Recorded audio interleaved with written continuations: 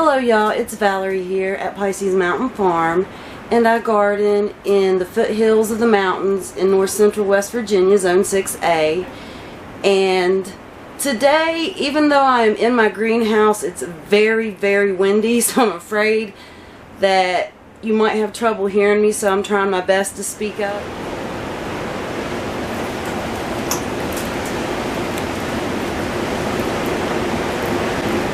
One of those days where I have more motivation mentally than I do physically, meaning that I have all these things I want to get done, but I'm still tired. So what I'm going to try to accomplish is getting some of these tomato seedlings that I have for a seedling sale potted up, so that way they can get bigger and actually thrive a little bit better, because I mass planted them and now I'll separate them and put them in their own individual pots. And that's going to take me a while, so that's what I'm going to work on today. All of these right here are for my seedling sale. And what I'm going to do is take these and pot them up individually. I've also decided to work over here by the end that my door's on, because it's a little cooler on this end.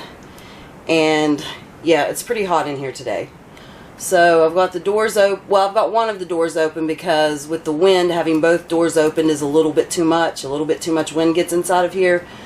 So I've got one door open that I'm going to sit in front of. One door closed. It might be a helpful hint if someone else is worried about high winds. I do want to show you. I have a little bit of water sitting in the bottom of these because I went out of town for the weekend. And I knew I would not be able to deal with them. So I didn't want them to dry out. I wanted them to stay alive. So they're in a little bit of water, and I'll be getting them out of that today too. Thought it'd be a helpful tip if you have stuff in the greenhouse and you're going to have to be away where you can't monitor the water level. I just put about an inch in there. It lasted all weekend. Today is Tuesday. I did this Friday. So this is the first opportunity I had to get to them, but that is a little helpful tip. And that's where these 1020 trays without holes really shine, is whenever you've got to be away and you know you're not going to be here to water something, so you just give a little bit of extra water to wick into the pot.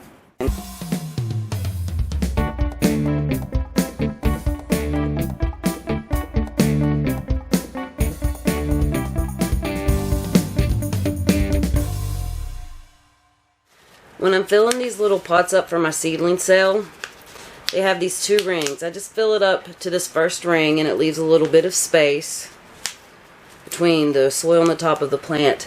And the reason I do that is so whenever I'm ready to sell these little seedlings, I can pot it up with some fresh potting soil. And I probably do that about a week before the seedling sale. I will pot it up with some fresh potting soil that's got, you know, some nutrients and stuff back in it, because it's probably going to get close to depleting what's in here. So I like to do that just to, you know, make it look nice and to give it a, you know, a little fresh boost of nutrients and unspent soil. Okay, this is what the end of day one looks like. I didn't even get one whole tray potted up. And I got to the point where I started capping the varieties at 10.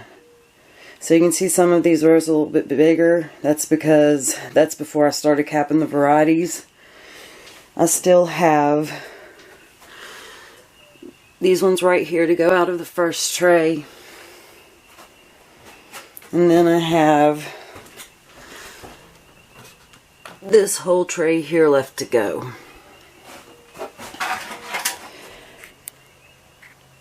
This right here is what I got done. And these right here are just some more things that I seeded. Let me go ahead and talk to these. So what I did for these is I was doing really, really good about keeping each individual variety tagged. But because everything was late this year, you know, I got all my seeds started late. I'm just behind on everything. What I decided to do is to make little mixes. So what I did is, for instance, I've got dahlias here. I've got dahlia seeds here. I got all my dahlias out, and I took a little pinch from each different variety and I made a mix. And then I planted that mix en masse in these little trays. And that's what we're waiting to come up. So let me read what I've got real quick. This is aster. I've got 2 asters. Status. Silver Duster, Dusty Miller. I did put only that in here because I didn't have any other Dusty Miller Silver Dust to put in there. Coleus. That's a mixture of seeds that I've bought and saved seeds from me and from seed trades. Dahlias. Another aster. This right here is just a mixture of grasses and grains. There's like some northern sea oats. There's some barley. There's some Quaker grass. Just a few different things. Let's go this way. Amaranthus. Petunia. This is from Save Seed and from different seed trades that I have. I don't think any of those are actually bought seed. I think they're all from seeds that people have saved from their own garden and seeds that I've saved. This is Strawflower. That is Gomphrena. This right here is Feverfew. And that is Celosia. And I'm going to leave this video off for tonight right here. And I will start up again on these tomatoes probably tomorrow. I'm out here in my greenhouse amongst all the little tomato seedlings that I just showed you potted up. And I ran into a situation where I'm going to run out of pots before I get all the rest of these tomatoes potted up. And I've been stressing and stressing about this tomato seedling sale. So last night I was thinking about it, and I've decided since everything was a little bit behind this year, I'm still not up to full energy. You know, I'm still working on it. I'm doing better every day. I say within a week or two I'll probably be back to semi-normal. Because I've been going through it, and because I would have to order more pots, which is going to take 5 days to a week to get here. And with me already being behind, my plants are littler than I would like them to be. And I know once I get them separated and potted up, they're going to take off. I understand that. But that means the rest of the plants that I have out here will be a week behind the ones that I just got potted up. What I have decided to do is, I'm not going to have a seedling sale this year. I'm going to take the plants that aren't potted up. I'm going to pot up a couple of those for myself for my own garden, and I'm going to compost the rest of those. And this is a really, really hard decision for me to have made, because I know that's a lot of seedlings or a lot of seeds that I've spent.